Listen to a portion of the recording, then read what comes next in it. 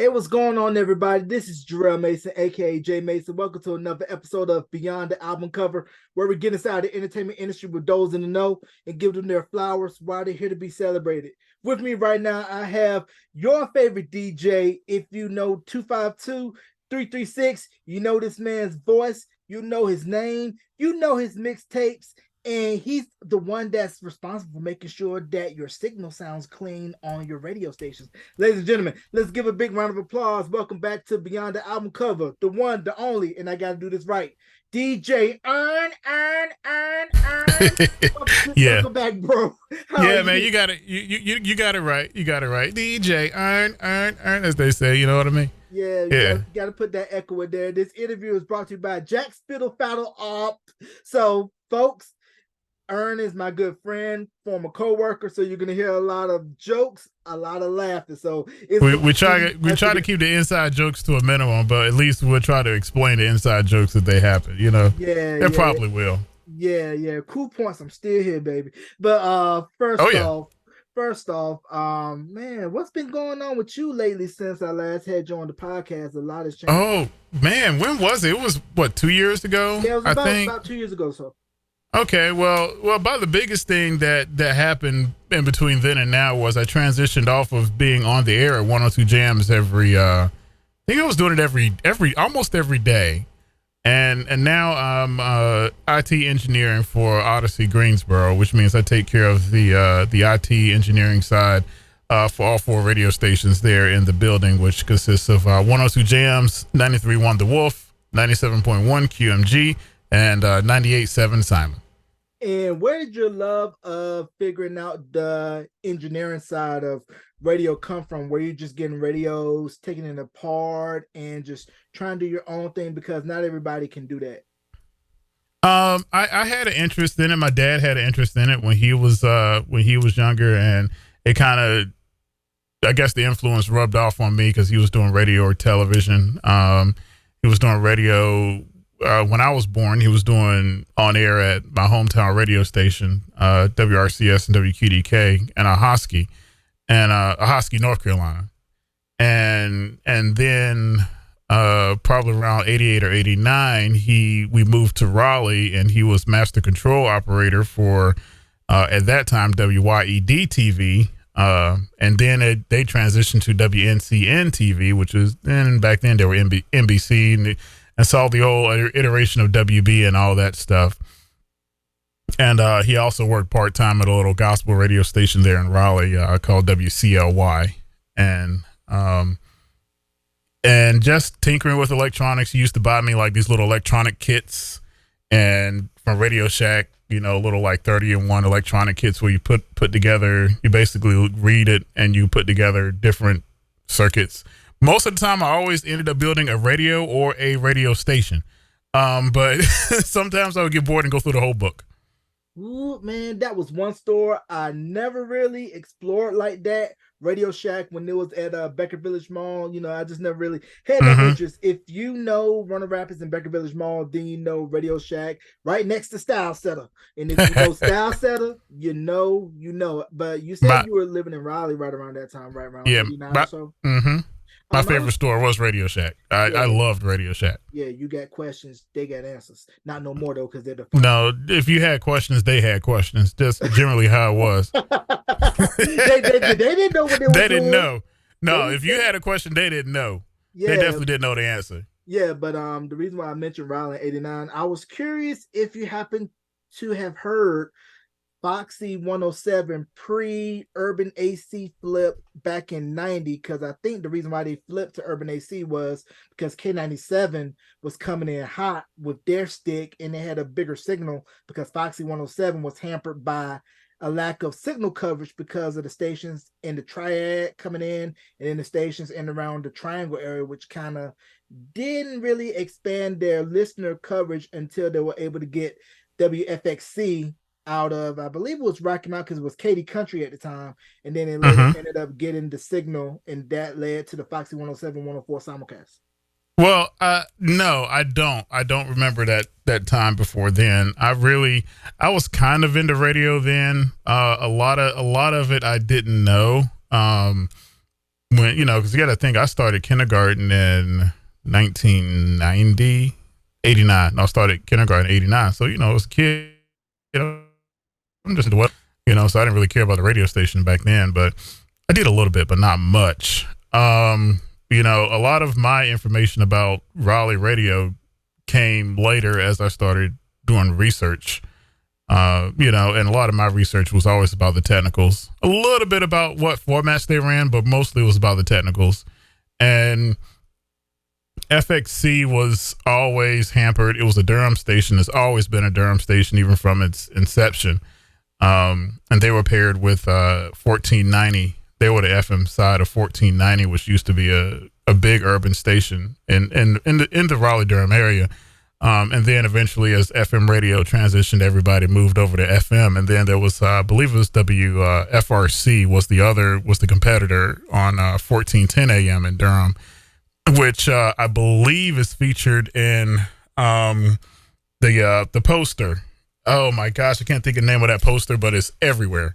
It's the black, everybody's dancing, the black party where everybody's dancing. Oh, I know what you're talking about. You're talking about the painting, the Sugar Shack done by North Carolina Central alum Ernie Barnes. Yes. That's what I'm talking about. Yeah. And in that poster, they mentioned the radio station that is mentioned is 1410 AM, which I believe at the time the call was WFRC, which was, it was a 5,000 watt AM station, 1,000 watts night. It covered Raleigh and Durham during the day, but at night you could tell that they engineered the station to try to get into Raleigh, but just the way AM and propagation was, it wasn't going to work. Yeah, and those AM signals didn't really stretch far when they had to power it down at night. Now, they were a kilowatt at night, but they were running a tight directional. They run four towers directional at night. It just wasn't going to work. Yeah, it covered Durham, but that was it. Yeah, so their reach didn't really get too far. Now, when I interviewed Cy Young on the podcast a couple years ago, he was telling me that K97 was coming in so hot in the triad that I believe it was either 102 or Power 97 before they flipped to Urban AC, that they were being blasted through the studio monitors. And I believe whoever was PD at the time had to call down to K97 and say, hey, you guys are coming through our stuff. Probably Power 97. You got to remember that, probably QMG. You got to remember that at that time, 97.5 and 97.1 were sitting, they're close to each other. So they're only really one click away from each other on the radio. And if they had an analog studio monitor in Greensboro, what can easily happen is your auto frequency control could shift and the radio will lock into the next strongest signal, which could have been 97.5. It's possible. It's a plausible story. Yeah, plausible story. And the funny thing about radio stations and signals is that typically, normally when you hit around, I want to say maybe orange and before you get into Alamance, that's when the radio station signals from the triangle tend to fade and you start picking up the stations from the triad. Yeah. Your usual your transition point is right around Hillsboro. There's an old mountain range that runs in between Durham and Chapel Hill and Hillsboro, and right around that old mountain range is when you start to really get the transition from Raleigh signals to Greensboro and vice versa. Mm-hmm. And then also with being the areas where we're from in NC, since we're so close to VA, I believe you all had gotten radio stations from the Tidewater area, Hampton Roads, and then being from near Richmond, Petersburg, you would pick up signals from Petersburg and Richmond on occasion, depending on the weather. That's right. A lot of the stations that we cherish, you mentioned K97 and Foxy. Both of those were I like to call them, they were Docket 8090 stations, which were, these were stations that covered, FXK 104.3 was a Tarboro radio station. They were a Tarboro radio station for many years. And QOK up in South Boston, they were a South Boston station for many years. And a lot of them were running 100,000 watts, but they were usually tied to an AM. QOK wasn't, but FXK was. And so when Docket 8090 came around in the mid 80s, which was the FCC said all these 100,000 watt radio stations, you need to build your facilities out to the minimum was 100,000 watts, 1,000 feet. So a lot of them start building facilities out. A lot of them did. So this is right around the time the late 80s when you started to see a lot of these big 100,000 watt stations, and a lot of people were like, well, they're kind of close to big cities. Let's move it as close as we can to the major city.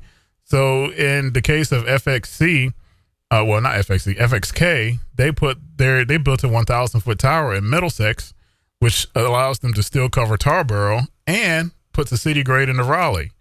And with QOK, them being a South Boston station, they moved their tower as far south as they could, which was Creedmoor, and that allowed them to put a city grade over South Boston and Raleigh. And all these stations did it right in the late 80s. 102 Jams did it too. They were a Reedsville station for many years. They were in Reedsville in the early 80s, running 50,000 watts. Then they moved their tower to Brown Summit, about 10, 15 miles north of Greensboro. And they were running 100,000 watts, but it wasn't enough. And then when DOCKET 8090 came around, they said, oh, we need to upgrade again. So they built a 1,300-foot tower in Stokesdale, which is still, you're still close to Reedsville, but you're also closer to Greensboro. Mm-hmm. Interesting. So when talking about NC hip hop culture, of course, we mentioned the likes of Little Brother, J. Cole, Petey Pablo, Cassidy, and all the other acts. But further back, back in the 80s, how, Mr. Freeze of Mr. Freeze Records and Tapes, how he sponsored a lot of the early rap events that came in and around the Triangle area, Dorton Arena, maybe Carter Finley, some of the other venues around the Triangle, and of course the late Waxmaster Tory, Wink Moody on duty. But let's talk about the legacy, the impact on NC hip hop that DJ Sound Machine brought to NC hip hop. Oh my goodness. I think Sound Machine did a lot in Raleigh. I know he was on KNC for a very long time. Wolfpack station. NC State. Yeah, NC State. And eventually he moved over to Jams. I'm not really sure of his entire history, but Sound Machine was a monster. Sound Machine, he was doing rap, he was doing the B-boy stuff. He was one of the guys that was hip when hip hop was hip hop. He was hip hop. Yeah, Sound Machine. If you ever want to come on Beyond the Album Cover, we got a spot waiting for Sound Meduki, what's up, man? Yeah, there's an old air check on YouTube. It's from '87. This was before Foxy flipped to Urban AC. It was with Waxmaster Tory, DJ Sound Machine, and KGB doing a mix show on the Mix Music Showcase 1987. And I was like, yo, this was so dope. I mean, Sound Machine's cutting and scratching was crazy. And to hear an air check from Foxy pre-Urban AC is a rarity. Yeah. When I started hearing about Sound Machine and started meeting Sound Machine, this was mid 2000s. So this is when I was living in Greensboro, and we were listening to 102 Jams, and we hear Sound Machine on at night. And Sound Machine, the way he was scratch and cut, some of my other DJ friends, that Sound Machine was using 4 turntables when he DJ'd. And I was like, I don't think so. We started recording his mixes and we were playing them back and trying to learn the scratches that he was doing. Like we was patting ourselves behind Sound Machine. And then as I started, making a name for myself in the triad, and started hanging out and started seeing how Sound Machine was doing it, I was just like, yo, he's just nice. Like, he was just nice with it. That's all it was. He wasn't using no magic. He was one of the last DJs at Jams to still be mixing with vinyl. And this was the era when Serato was really coming by storm, and Sound Machine was still doing vinyl on Jams. And this is also a time where you can still get, all the new music still serviced on vinyl.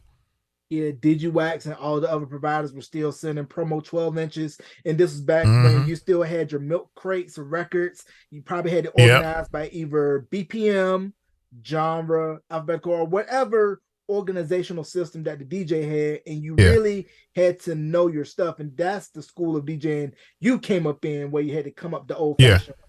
Yeah, Polo kept the crate of records at jams at all times.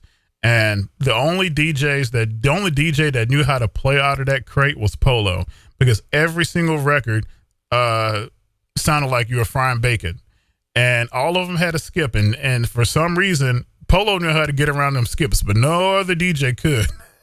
So none of us really touched that crate, but except for Polo, except when he needed it, you know? Yeah. So who's the one DJ that really taught you the master of mixing, transition, and how to rock a party? Um, it was a combination of a lot of DJs.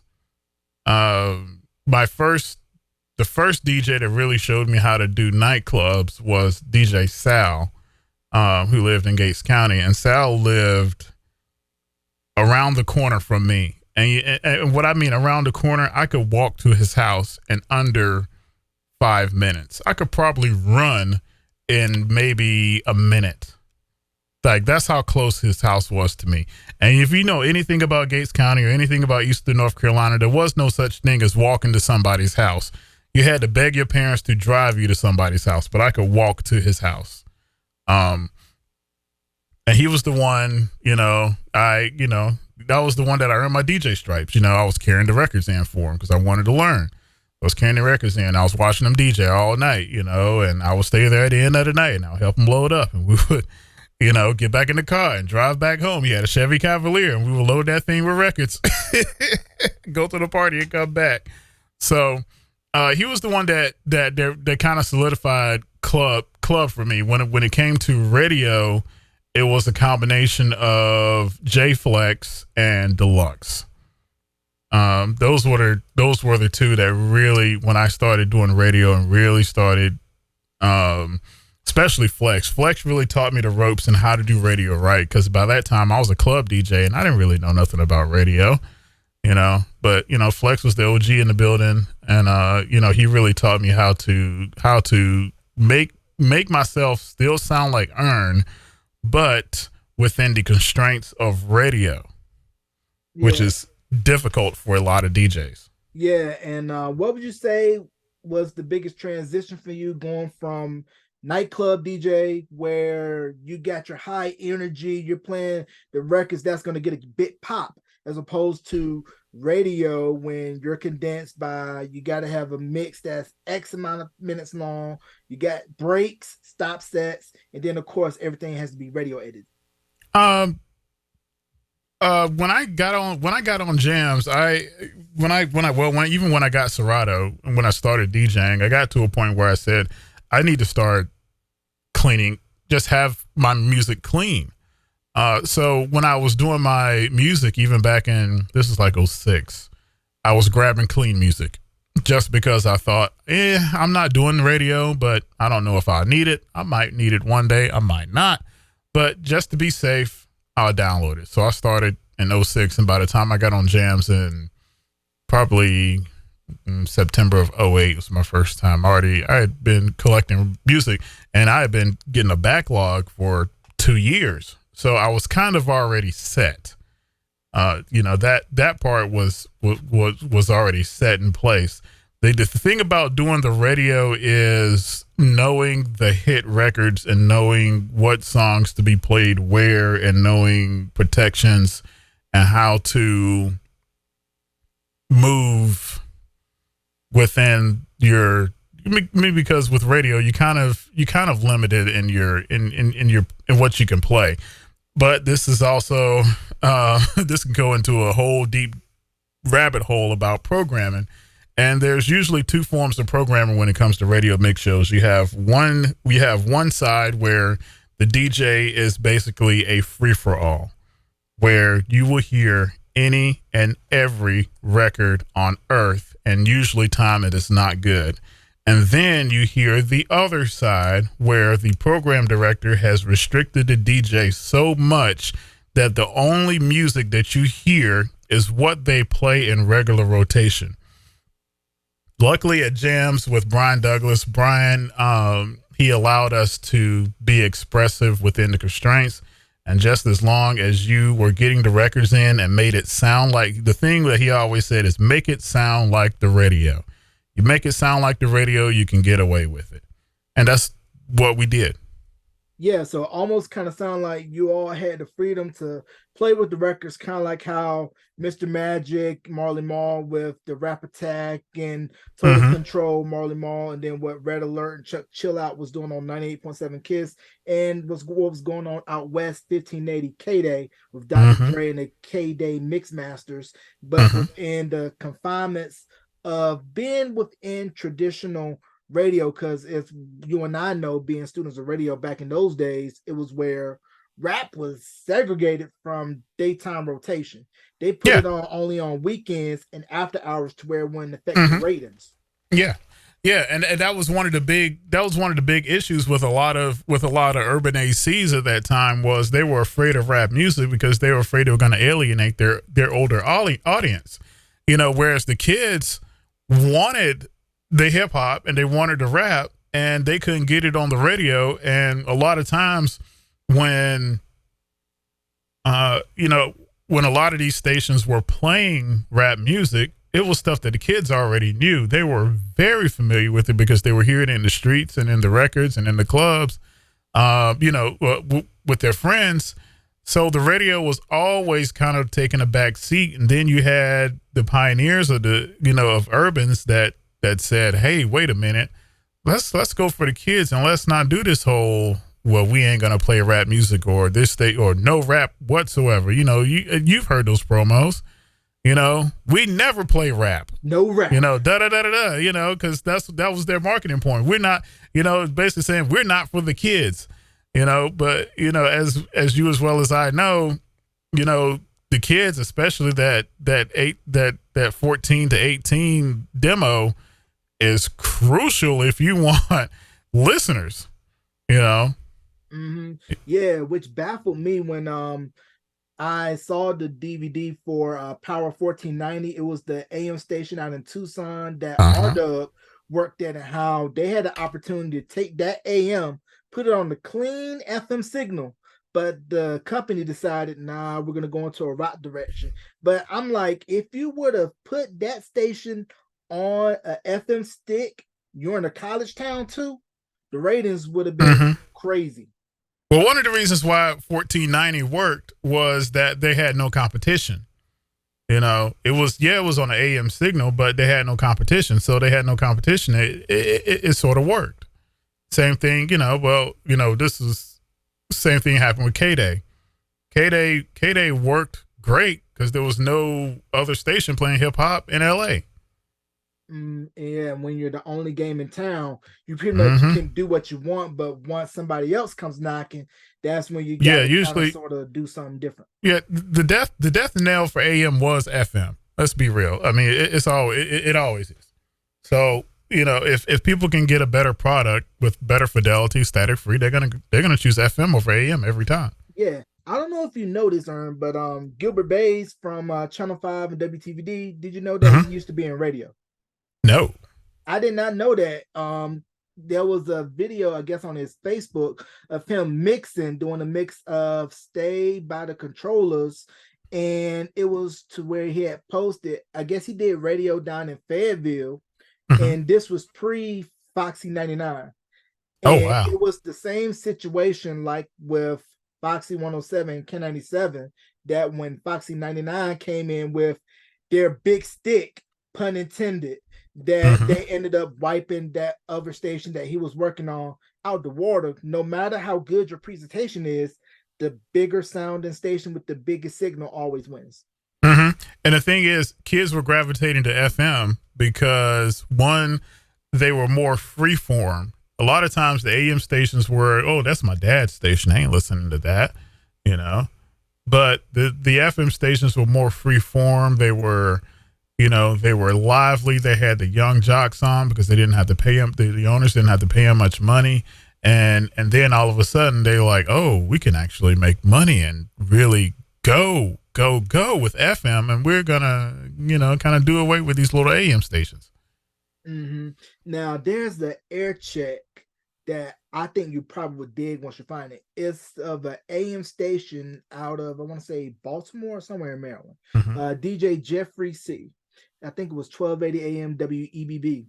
and he does this mix of LL Cool J's "I'm Bad," but he takes splices of different records to make it sound all cohesive. Like he took part of the "Be All You Can Be" ad campaign from the Army, Mhm. put that in the mix, and took comedy bits, and it was just like amazing to hear what those DJs pre-digital were doing with their mixes. Because you got to think about it, them doing all that work on reel to reels and having Yep. the splice tapes and the editing block, and to think that You know what's all of funny is that work went into making those mixes.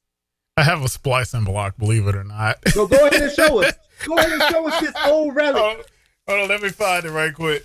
For those that don't know, Ern is a collector, a radio curator, a preservist of all things radio. So what he's about to show was what folks used to do prior to I this. I have a smaller. This is actually a modern splicing block, but it's very basic. I mean, it's literally you literally slide the tape into the block, and then you use a razor blade, and try not to cut myself, and just little razor blade, and you slide the tape inside, and you just cut it like that, and you get a little piece of tape, and you just cut your tape, cut your edits together, and you either dub them on the cart or reel to reels. And out of frame, I got I got cart machines and reel to reels. Hold on, Wow. here's the evidence. I was literally messing with my cart machine earlier, and this is the evidence. My cart machine got a little hungry today, and a little hangry. and it ate one of my tapes. But that's a cart, and you had different brands. You had this is actually a more modern tape.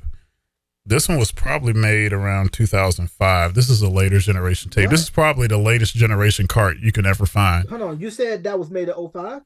Yeah, this is about 2005. Man, I thought carts went way back in the mid 90s. No. You can still buy them. A lot of radio stations got off carts once digital became of prominence. So we're talking, late 90s, early 2000s. But there were a lot of radio stations up until the early mid 2000s that were a mix of cart and CDs. 102 Jams was. Wow, I did not. 102 Jams, yeah. 102 Jams was still on carts up until the early 2000s. Now with carts, is there a cap on how many times a cart can get used when you're doing commercials and everything before it says we can't use it anymore? It's been erased one too many times. No. Well, I would say yes, but in the scheme of things, the tape will last a incredibly long time with a number of erases, and with the tape, just as long as it doesn't deteriorate, it'll still play just fine. Wow. Yeah, because what I found amazing was you had shared with me some old carts from various radio stations that still sounded like they were produced in the production room just yesterday. Yeah, like this cart is probably 40 years old. Wow. And it sounds just fine. Yeah, it sounds just fine. The only thing that goes bad with these carts are the pressure pads wear out. Wow. And those are easy to replace. Wow. Now with carts, how long do you think it would take a production person to take commercials and put them onto the cart? Does it vary on the person that's doing the dubbing, or is it very much a science within itself? It's a science within itself, but I mean, every person has their style, and if they're good, they can probably, dub out a cart probably in 10 minutes or less.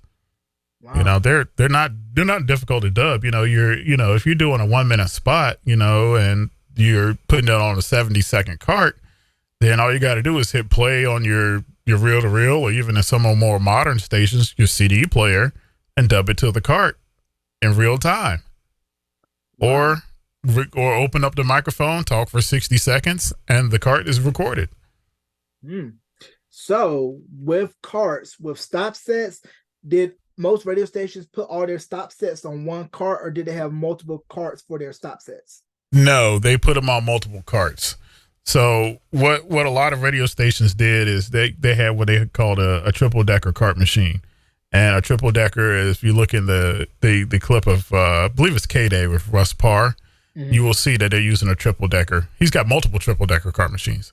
So what he'll do is he'll load all the commercials into each commercial is on its own cart, and he will put them all in order. And he'll press play, and depending on the station, the carts will either automatically seg as they go down. As one cart ends, the next one automatically play, and the next one automatically play. And then when he's ready at the end of a stop set, he'll turn it off, and that last cart will play, and he'll go back into music. Now, did the engineer have to create that trigger in the cart, or yes. did some parts come automatically with that trigger feature? Well, you have to lay down what they call a Q tone, and when you lay down a Q tone, that tells the cart machine when to stop. And then from there, the engineer will have to wire up the cart machine to the console. And then if he was, tenacious enough, he would wire the cart machines so that they would seg each other, so that they would make a segue between carts, so that the jock didn't have to fire off every cart manually. Yeah. Now let's explain to the people who don't know radio and broadcasting terminology what a stop set is. Oh, I thought you were going to define it. No. I was going to say, hey, this is radio education with I know my stuff, but I mean, in layman term, a stop set is you're stopping the music to play commercials or stopping the music to play something else that's not music. Is really what boils down to what a stop set is. And typically, most stop sets tend to be maybe 15 minutes or so. No. No, your average stop set is, I would say nowadays, about 5 minutes on average. 5 minute stop set. Yeah. Most nowadays, a lot of more, if you're in major markets, you'll have a 7-minute stop set or 8-minute stop set easily. And a lot of times they'll do 2 per hour. So they're stopping the music about 7 to about 15 minutes per hour. But each individual stop set is about 7 minutes. And there's a few programmers that have kind of went against the grain and said, we're going to do 2-minute stop sets once an hour. And that's it. Wow. You know, stop sets once an hour. So that's crazy. So let's talk about how critical and crucial nightclubs were to radio advertisement when nightclubs were still a thing, and how if you had that commission, you were living lovely. I'm like urban radio nightclubs were in some markets, they were the bread and butter. Nightclubs and car dealers. They were how they were making and breaking salespeople. You had, especially you as well as I know, CIAA, Homecoming, towards the end of the really popular nightclub era, like every stop set was nightclub. And it got to the point where CIAA, the club promoters in Charlotte was buying ads on jams in Greensboro, and you can't even hear jams in Charlotte. Yeah, but people were gonna make that 90-minute drive from Greensboro to Charlotte for CIAA. Yeah. So why not purchase airtime, because they're gonna come drive down 85 anyway. And there was times when Horace Rainey has told me many a times that they've done live club broadcasts in Raleigh. The promoters would go buy airtime on would buy a club remote on jams, and they would like, okay, you can pick up jams in Raleigh, but it's not clear. Yeah, so it's kind of like on the fringe. Yeah, it's definitely on the fringe. Now, like I was saying, with you growing up in Gates County, most of your radio listening ship came from the Tidewater area, 103 Jams, and all the stations around there. So can we just talk about the impact of 103 Jams and what they meant for radio in and around the Tidewater area of VA? Oh man, Wowie was a major force in Tidewater radio and hip hop. Man, I remember Brian Douglas telling me, that Wowie was one of the more influential urbans out there at that time. Wowie was a monster. You know, every DJ that was on Wowie was amazing. I mean, like the air checks that I have from Wowie is crazy. There were so many urbans that went up against Wowie and lost. That is ridiculous. I mean, like so many broadcasters tried and failed to get some of that listenership off Wowie and couldn't do it.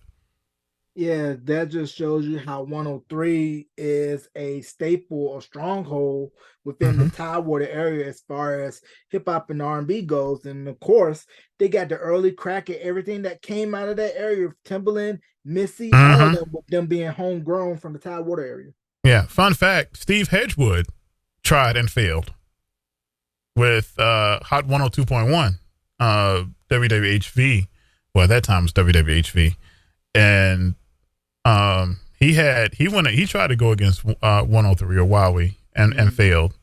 And what's wild is 20 years later, after his first venture went belly up, he bought his old station back and flipped it to urban, and now he's going against Wowie again.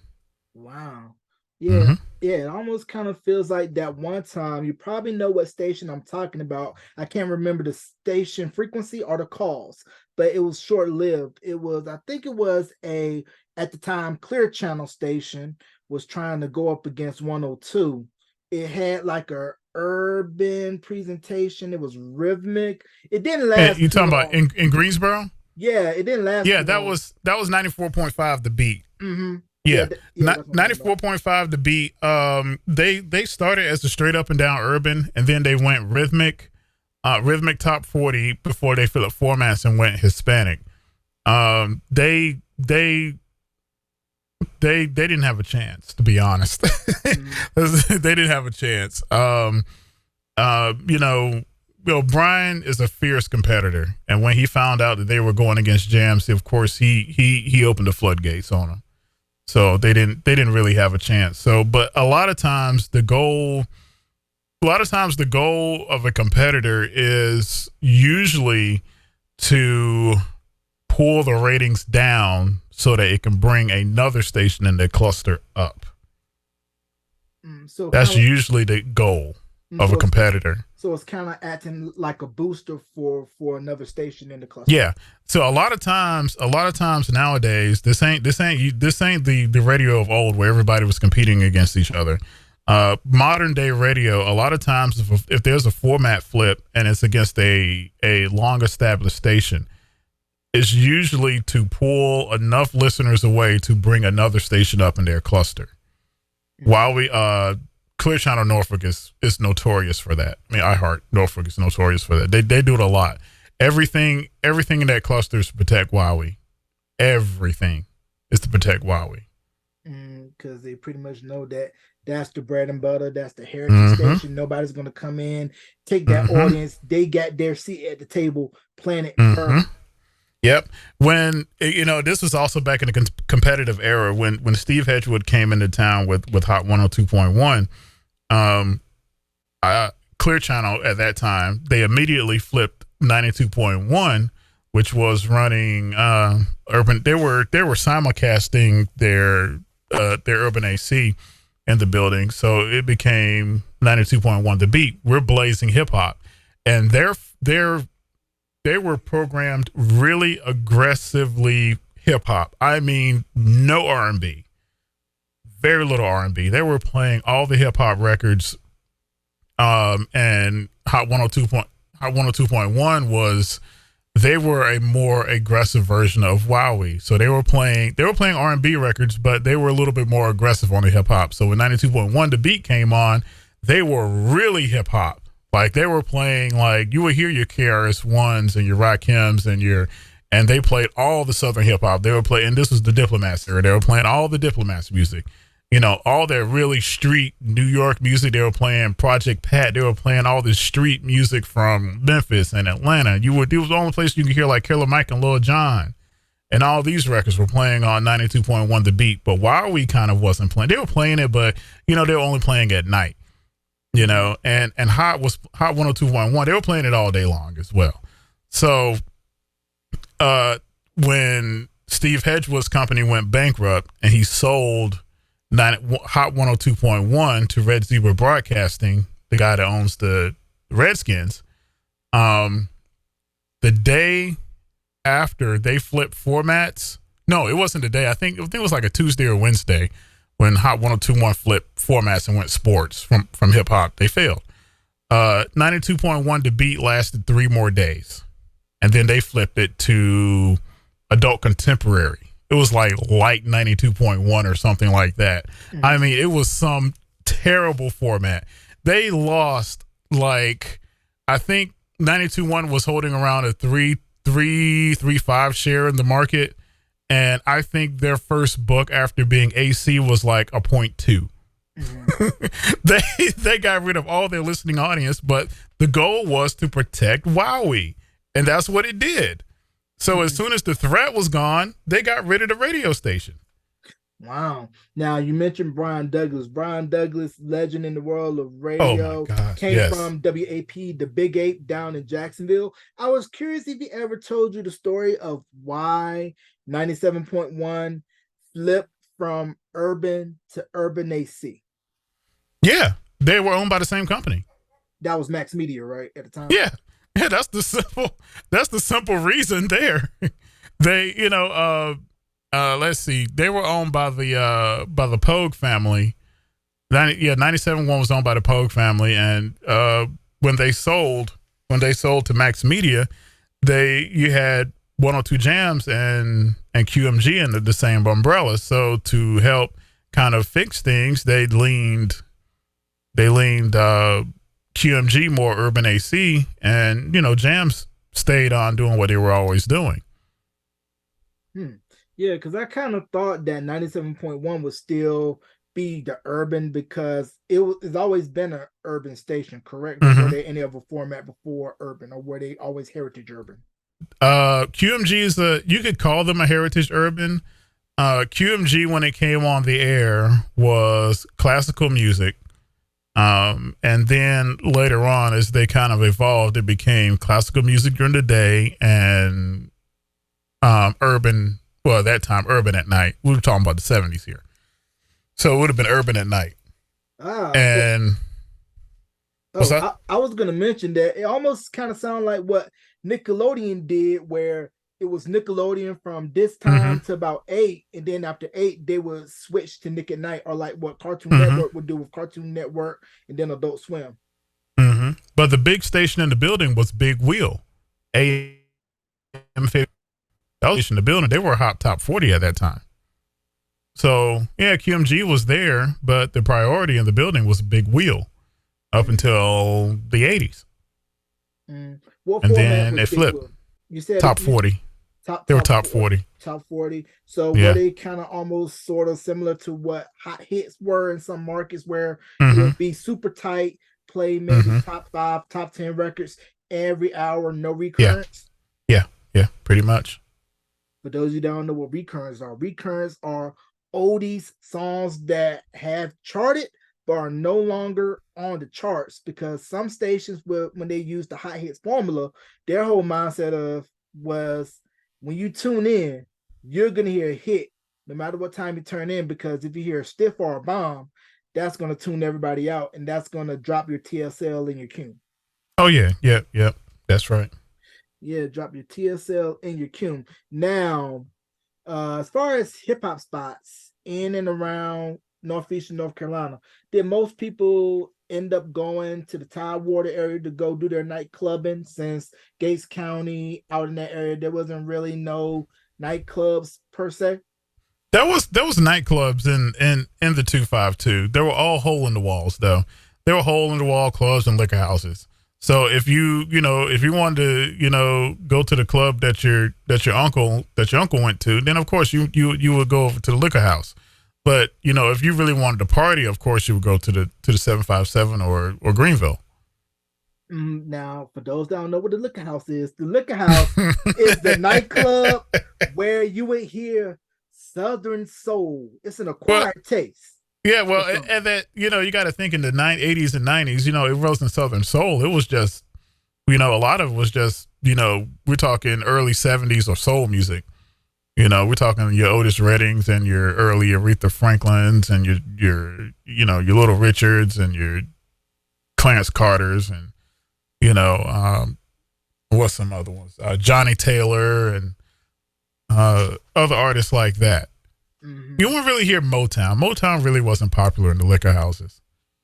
Yeah, and how like our area NC and of course parts of Southside VA was instrumental in the chitlin circuit. How they would stop through Weldon, Runner Rapids, Petersburg, make that drive and perform in those venues because, of course, at that time you couldn't perform at certain big city venues because of this little R word. Look up the history books; you probably would know about it. But just how that particular genre of music, Southern soul, is still, it's like go-go, where it still has this regional fan base, and if you want to, you can still make good money touring in and around the region based on this one particular genre of music that has a regional stronghold. Yeah, Southern soul is basically gospel music for secular people.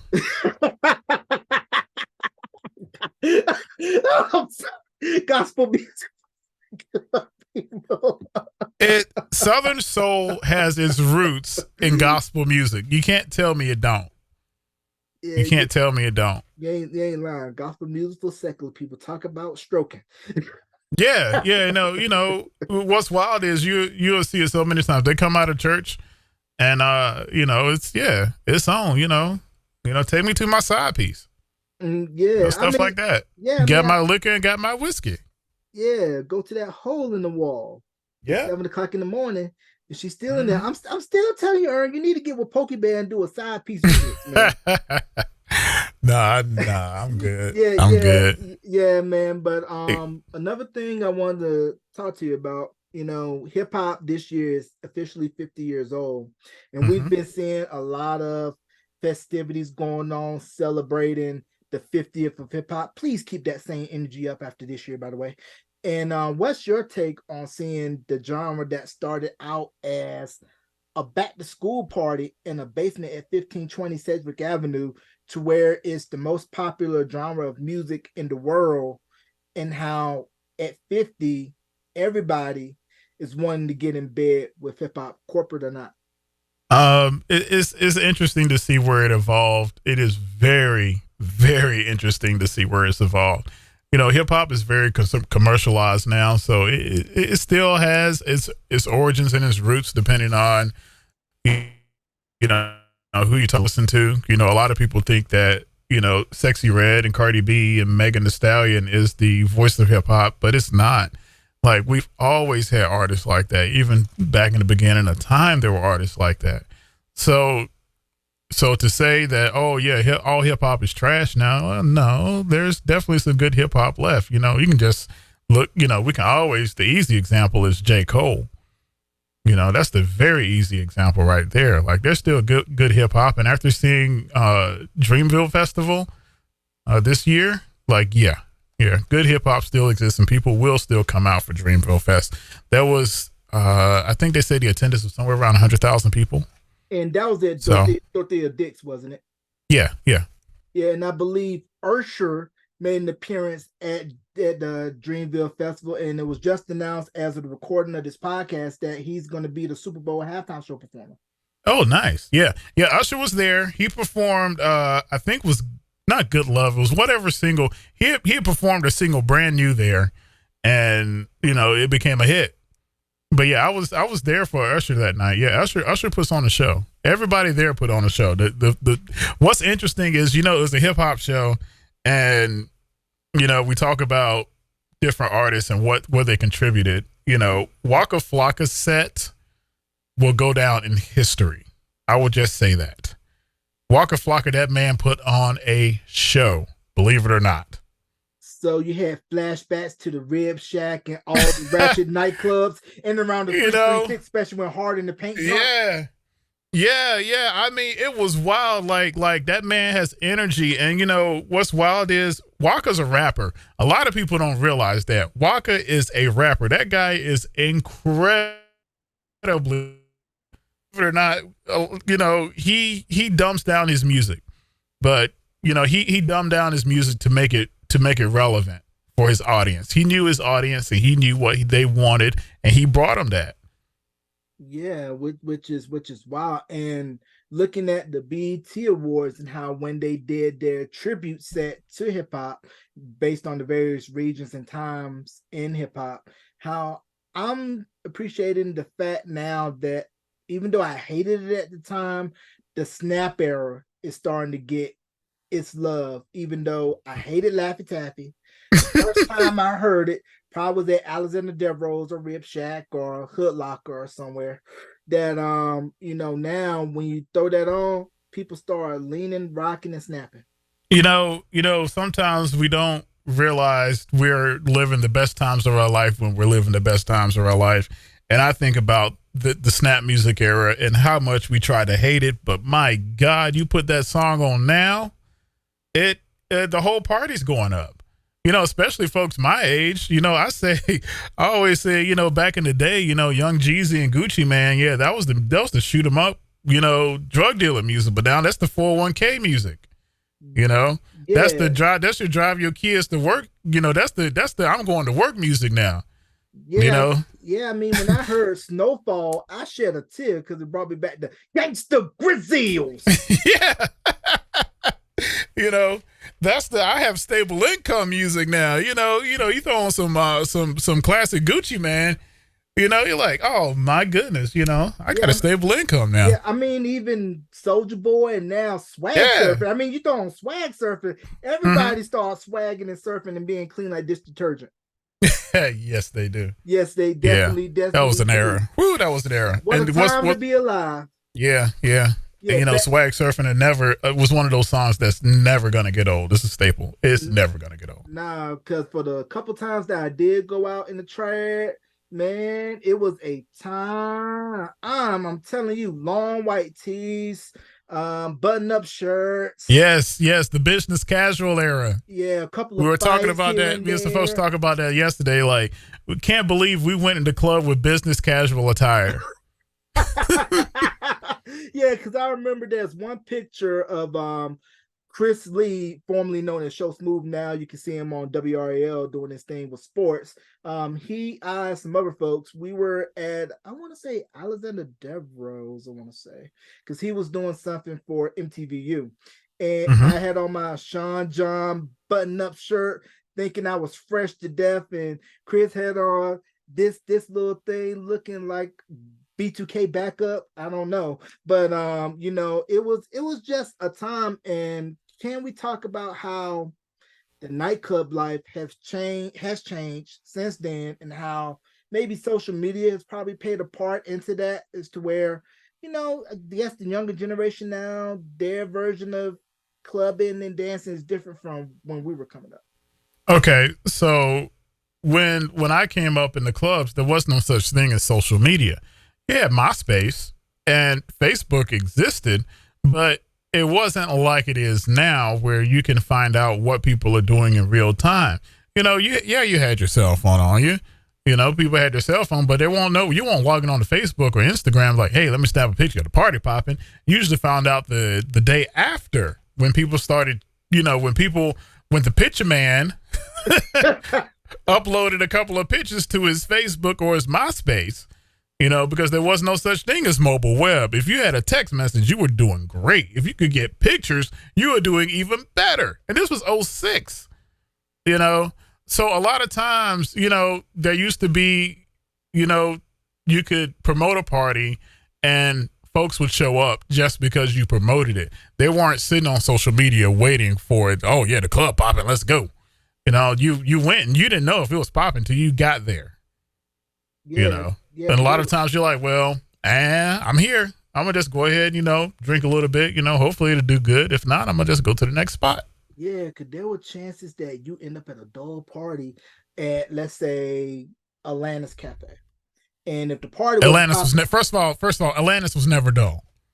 Atlantis I've never been to Atlantis. Never dull. Tell me about Atlantis. I was one of those ones that what's wild really is, go out like that. I say Atlantis was never dull, and that was one of the only early generation clubs. I think I set foot in Atlantis maybe 3 times, But talking to everybody in the city at that time, Atlantis was always popping. If Atlantis was open, it was popping.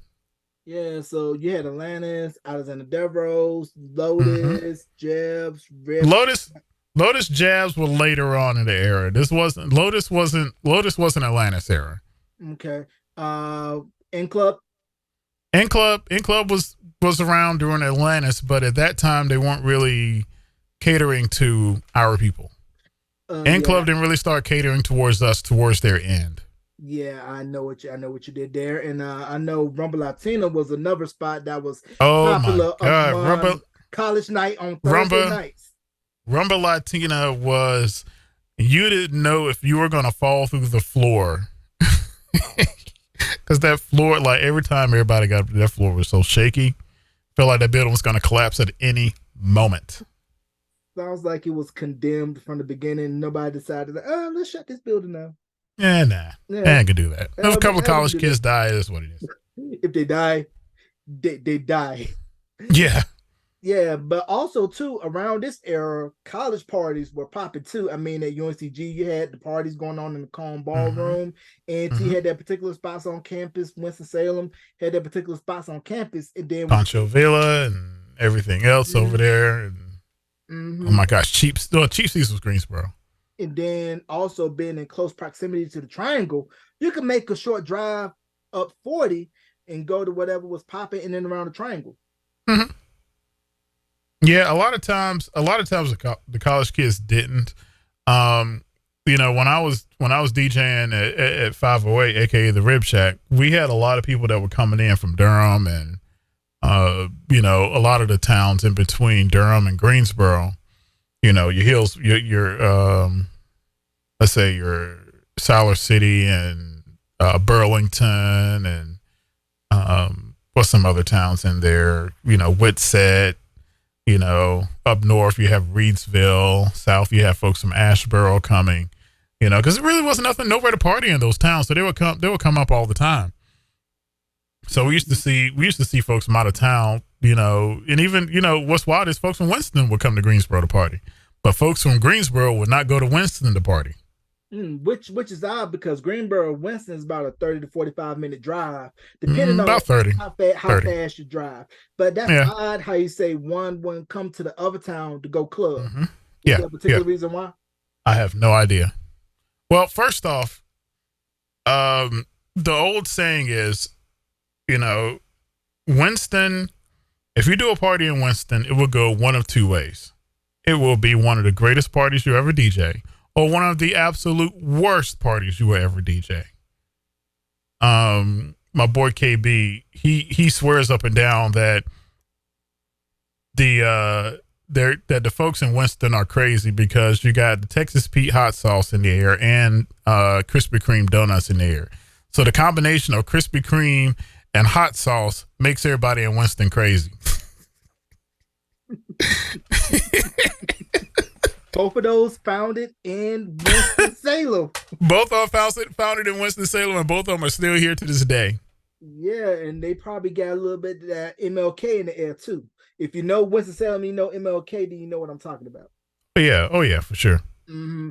Yeah, and the crazy thing about Winston, kind of sort of seeing, what Nick Cannon has done from the time coming on Nickelodeon, where he is now with Masked Singer, and of course knowing that he has connections to NC, and of course the triad with him getting B-Dot, Chico Bean, Darren Big Baby Brand on Wildin' Out, and seeing those guys. Yeah. I was like, yo, I remember seeing B-Dot at Arizona Pete's trying out his stand-up set, and then I would come around 102 a little bit from time to time when Chris was interning there. So seeing them, and then seeing, of course, like I said, the 85 South Show with Chico, DC Young Fly, Carlos Miller, and to sort of see how Chico, B-Dot, and Big Baby all came up in and around the triad on the comedy scene, and to see them on there, I was like, yo, that's crazy. Yeah, they used to have this thing at in Greensboro called the Freestyle Funny Comedy Show. I think it was once a month, where all of them would get together and do stand-up comedy, and from there they really, all of them just blew up incredibly. It was nice. I Yeah, miss freestyle funny. I've told Dot a few times, hey man, you need to figure out how to bring that back. yeah, and it almost kind of seems like the triad is a good fertile training ground for you to launch on to your next endeavor. Because the one Yeah. thing you can, like how we mentioned Brian Douglas earlier, the one thing I can say about Brian Douglas, even though I never interned in and around Odyssey, formerly known as Intercom, he always knew how to spot talent. Oh yeah. Oh yeah. Definitely. Definitely. Yeah. Yeah. Brian has cultured some incredible talent over the years. Yeah, I believe Terrence J came through there at one point Mm-hmm. before going to 106 in Park. Now, the funny thing about Terrence J, right? Reading his biography, and of course, you and I knowing D Train, what up, D Train? And to just hear the story of how he was working at Soul 92, and I believe he was also working at some spot in Golden East.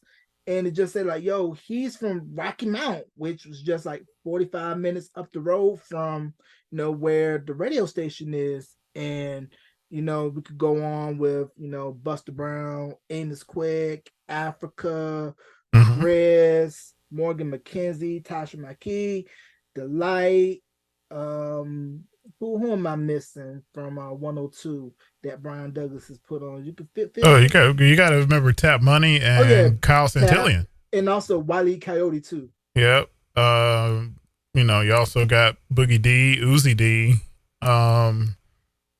somebody else I'm missing, Big Lip Bandit, Mary Kay. The Mad Hatter. Yep. Yep. All those are OGs, and all of them have done incredible things in radio. Yeah. Since leaving Jams. Yeah. So can we talk about the legacy and impact of Buster Brown? Okay. Yeah. Let's talk about Buster. Oh man, see, Buster was there.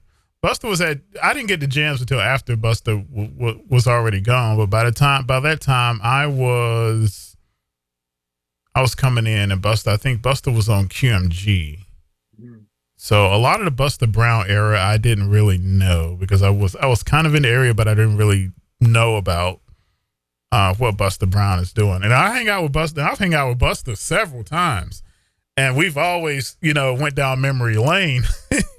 Buster's a good dude. He's still on the air here in the area. Real good dude, But Buster was legendary. I mean, he was a Jams legend. Like he was the OG of OGs. Like when it came to just being on the air at Jams and just the legacy that he left. Yeah, because I think it was on a YouTube channel. I think it might have been yours. It was a promo spot for 102 where they were doing a money giveaway. It was Buster, Africa, and Amos Quick.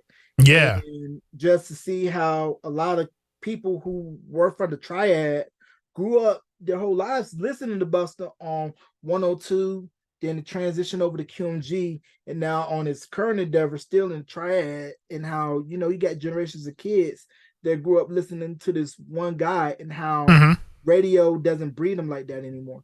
Yeah, and Buster has a nonprofit organization where he's actually doing radio courses and training for kids if they're interested. It's very cool. Yeah, definitely very dope. And it was like how, for me, K97 was always that benchmark station for me because I always grew up listening to Cy Young, Thomas Hill, Chris Connors, the late Wax Master Tory, DVS, DY Nasty, Brian Dawson, and how I always heard growing up, K97, K97. K97. I told Cy Young when I interviewed him, I was like, because of y'all, I know Pull Up to My Bumper by Grace Jones, because you always use that as your instrumental bid for talk breaks and for traffic. Yeah. Roadhog. What was the one that they always used? There was another one that they used all the time too. I think it was Herman Kelly and Life's Dance to the Drummer's Beat, because I remember them using that a lot around, I want to say between. No, it was Jive Rhythm Tracks. That was it. Jive Rhythm Tracks. Yeah, by I'm looking it up now. Wilson Dodgers. I think that's it. I probably vaguely. I mean, you'll probably have to delete this part if I play it back through you. Yeah, don't even play that because we don't want the copyright folks to find it. Look it up all in your own time. But either way, it just kind of shows you how with the Yeah, it radio was station. yeah. Wilson Dodgers Jive Rhythm Tracks. That was the one. They Yeah, played that during every music bed. yeah, that is crazy. And I remember with Foxy too, before Tom Joyner came on in the market, they had their own morning show, the Foxy Morning Show. I think it was Cy Yep. Young. Mm-hmm. I think Sarah Vaughn, I want to say, was the female alongside Cy Young. Then they had comedian Terry Tuck. I know Kat Summers. I think she was over at K97 or Foxy. I can't remember, but Kat Summers was over there too.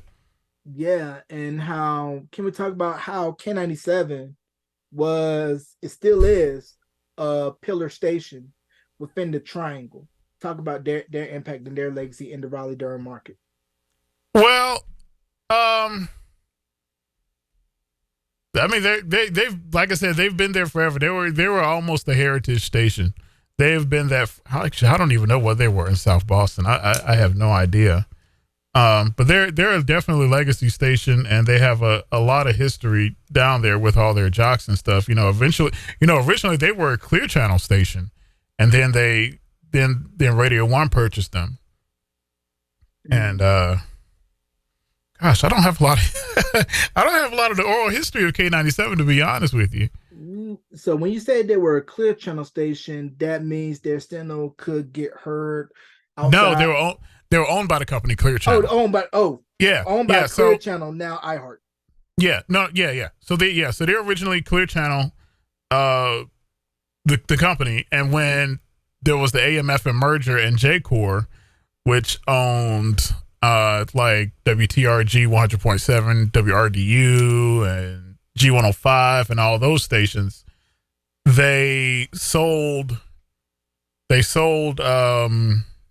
that cluster of 4 stations that they had at the time, which was K97.5, Foxy, 103.9, and they had an AM station to build in too, which was 1490. Mm-hmm. They sold those to Radio One, and then they sold the FMs to Radio One, and then spun off the AM to some other company. Right. Some other company came in and bought the AM. Right. And I don't know if you know this, but DJ Nabs is originally from NC. Mm-hmm. Yeah, from Durham. Yeah, from Durham. And I did not know that because actually there's a YouTube air check of it was, I want to say 85. It was on KNC Magic 88 NC State radio station. Yeah, of him mixing on Waxmaster Tory's show, and I was like, yo, because for me, I always thought DJ Naps was from Atlanta, seeing everything that he did with the Atlanta movement with Criss Cross and JD, So Def, and all that. But to know that he has NC ties and is one of the pillars for NC hip hop, how we mentioned Mr. Freeze earlier and DJ Sound Machine, and how that part of NC hip hop needs to get told on a wider scale, because we only hear about from Little Brother, J. Cole, Petey Pablo, Raspy Ford, but not prior. Yeah, that history, and it's like a lot of things. It's oral histories that's been told, been passed down from the ancestors. So a lot of it isn't written down, unfortunately, and I think a lot more of it does need to be getting written down. We definitely got to make an honorable mention to DJ Deluxe. Deluxe has been also a pillar of Raleigh radio and hip hop for a very long time. He also started on KNC. Wow, I did not know so many NC hip hop luminaries got their break on KNC. So can we talk about the legacy of KNC? KNC was one of those radio stations that was playing hip hop, because it's a college station. So in that era, the students basically, the radio station is programmed by the students and it's for the students. So they play what the students want to hear. So, a lot of college radio stations that are in that format are block programming. So in block programming, your radio station might literally have, 24 formats within a day. If it's on for 24 hours a day, it might have 24 different formats because each DJ plays something different. So that's what was going on with a lot of college radio stations. So, if you're a student you could get on the air. This is the same thing as your alumni, your school, WUAG. Well, actually, I was on the air at UAG. What's wild is I couldn't get on the air at WNAA. So, I kind of took my talents over to UNCG because they would let me get on the air over there, especially during the summer months when the students were out. A lot of times they would allow regular people to come in and do shows to fill time. Yeah, I'm trying to think. Did I ever have you on my show at UAG? I don't think I was on your show. I was always on Chris Lee's show. Yeah. You were always on Chris' show because that's how, like I said, you and I met through there, met DJ B-Man through Chris. Yeah, I met B-Man through there. Yeah. And how, at that time, we're thinking that, man, we're just in this small little cramped studio in the basement of Taylor where we had to close the door when it was play season. And to look at it now, almost 20 years later, to see, what he's doing, what I'm doing with this and how it all started because of being in that little studio, 18 watts. Thank God for WAG.net. And big shout out to Jack Bonney for allowing me to get on the air and do my thing because, with them being non-commercial, I think they were totally against what I was playing because I was playing pretty much what would be considered urban AC or AC now with 80s, 90s R&B, 80s, 90s, early 2000s pop. So, definitely big ups to Jack for that and how college radio, like you mentioned, really was one of the early embracers of hip hop and how a lot of acts ended up getting their big break first in college radio before breaking out mainstream. Yep, that's very true. College radio was a pillar of hip hop, and not just hip hop, but a lot of music movement started on college radio. And definitely got to get an honorable shout out to WNSB in Norfolk.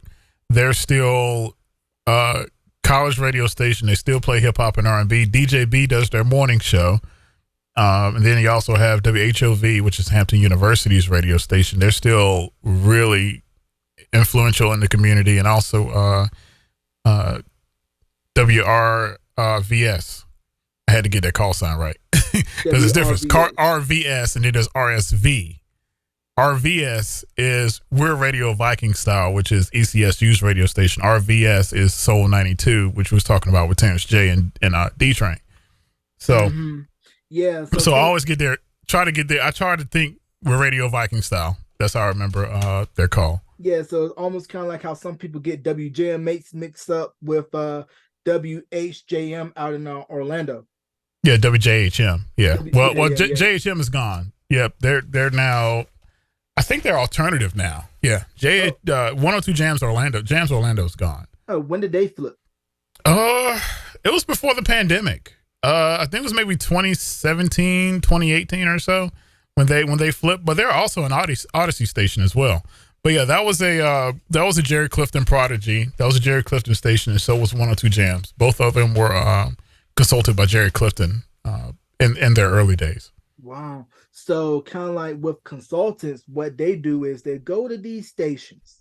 When you're about to do a format flip, they kind of say, you should tweak this. Maybe you should let this person go. Maybe you should keep this person in order to make the station format flip as seamless of a transition as possible. Yeah. It also depends. A lot of times they help guide the radio station to where they want to go. Now, I don't know did you get a chance to see the Force tour when they came to Raleigh or Charlotte? No, I didn't. Okay. I went to go see it when they came to Albuquerque a couple of weeks ago. And man, it's like Hip Hop's Haley's Comet, where you probably won't see this again because at my show, of course, you had LL, Roots, Jazzy Jeff, DJ Z Trip, Big Boy. He brought Sleepy Brown out, Rakim, and the surprise act at my show was Bone Thugs. Mm-hmm. And as soon as they started performing, the medicinal was in the air. Well, I mean, you're in New Mexico, so you can do that. Y'all can do that over there. Yeah, In NC, the consensus is at festivals and stuff, just let it go. But you can't really have it. yeah, So, yeah. NC won't let folks get loud. well, they'll let them get loud. Because I was at Dreamville, it was loud. It was definitely loud. It was smelling very loud at Dreamville. Yeah, the loud pack was in the air heavy. Yeah. Oh yeah, definitely. Yeah. Yeah, yeah, because I saw that overhead shot from the crowd. For me, I'd have been like, nah, can't do it. Crowd's too big. I know the wait time for food was something. I'm like, nope. Actually, no, I take that. Well, no, it wasn't the food. The wait. Dreamville. If there was any festival to go to, Dreamville was done right. Lines for food weren't long. You could pretty much get anywhere you wanted to go. Very little issues, getting around the park. Now, of course, you had to do a lot of walking. You had to have some good shoes on. But as far as that goes, like Dreamville, if you're going to do a festival, that's how it's done. The only thing is, you got to be prepared to walk. Yeah, I know they live streamed it too on Amazon. Now, were they doing single day admissions tickets in addition to like the day passes? I don't know, most likely. But I don't know. I was, like I said, I was on the backside, so I was backstage. Right, lucky you. Now, a few things I want to talk about with you before I let you go. No, next month that BET they're gonna be doing a 3-part docu-series called Welcome to Rap City, talking about Rap City. And can we just talk about real quickly the impact of Rap City, from Chris Thomas, the mayor, to Big Les, Joe Claire, Prince De Jour, and of course the basement with Bit Tigger and later Mad Links, and talk about the impact of Rap City. Well, for me, Rap City. I mean, Rap City. Not for me. I just want to say, Rap City was probably a lot of people's introduction to hip hop, especially mainstream America. Where, let's say, you had cable TV, but you didn't have a radio station in town that played hip hop music. But you have cable or satellite, and you could watch BET and hear hip hop music and rap music. As for me, it was one of my earliest introductions into rap music, especially, New York hip hop. They brought a lot, and is definitely one of the major contributors to kind of making it hip hop mainstream. G520. I remember the satellite name and the channel number at my grandma's house because, like you said, growing up where we grew up in North Carolina, everything kind of came in late, especially from New York. So it was really your introduction into what was going on hip hop wise outside of your region, and how when mixtapes started coming in, when everybody was coming from up north, down south, they would bring all their stuff with them, and how we were like, oh, this is hot. But of course, up north, it was old news for them. Yeah. Sorry, the dog distracted me. Yeah, the dog was getting his rolls on like the big timer. Yeah, he was. You might have to say that again. He definitely distracted me now. Yeah. I think he's begging for his food. Yeah. But as far as Rap City goes, like it, like you said, folks in the Midwest or that are in parts of America that didn't have access to hip hop music, that was their exposure to hip hop. Definitely their exposure. And one last thing I want to ask you before I let you get on out of here. Why did you think it took so long for when 99.5 came in that they decided to cater hip hop and R&B to that part of northeastern North Carolina? Because prior to 99.5 coming on, you only got to hear your hip hop and R&B if you were able to hear K97 or whatever was coming out of Petersburg or Richmond. Well, according to CJ, and CJ can probably tell you better than I can, they got a consultant in to try and figure out what to do with the radio station, because when they bought it and put it on the air, they didn't really know what to do with the signal. And I believe their consultant said, well, why don't you put urban on it? And they were like, why? And they said, well, the station is right off I-95. And, if you're in between Rocky Mount and Petersburg, you can pick the station up. and all the other urbans are weak. So you have an untapped market here for music. And of course, you know, if you're getting pulled over in Emporia, you got some music to listen to while the cop writes you a ticket. Yeah, so don't go speeding on 58. If you know what I'm talking about. Or 95 for that matter. Yeah, or 301, or anywhere around northeastern North Carolina, because a state trooper will probably be lying in the ditch somewhere waiting to pull you over. The Virginia troopers are a different level. Yeah, the Carolina troopers are, but Virginia, you don't. As soon as you say welcome to Virginia, you better slow right on down to the limit. Yeah, but Virginia is for lovers, but it's not for speeders. As Communist Republic of Virginia. That ain't no Commonwealth. That's a communist. And that's brought to you by Jack's Fiddle Faddle. Jake's Fiddle Faddle Shop. Forget it. So before we go, you got any shout outs you want to give, man? Oh, man, big shout out to you for bringing me back on. I don't know why you wanted me to hear me yapping for another hour and a half or so, but I appreciate it. Man, I just brought you on because I know you ain't got nothing to do. You my good friend. You got a wealth of knowledge of radio just like I do, man. And man, yeah, I got too much knowledge of it. That's one thing for sure. I definitely do. Yeah, man. You can catch this interview wherever you stream podcasts, also on the YouTube channel, youtube.com/Beyond the Album Cover. Ladies and gentlemen, let's give a big thank you to the one, the only, my good friend, the homie, DJ Earn. Thank you once again, bro, for coming on, man. Oh, yeah.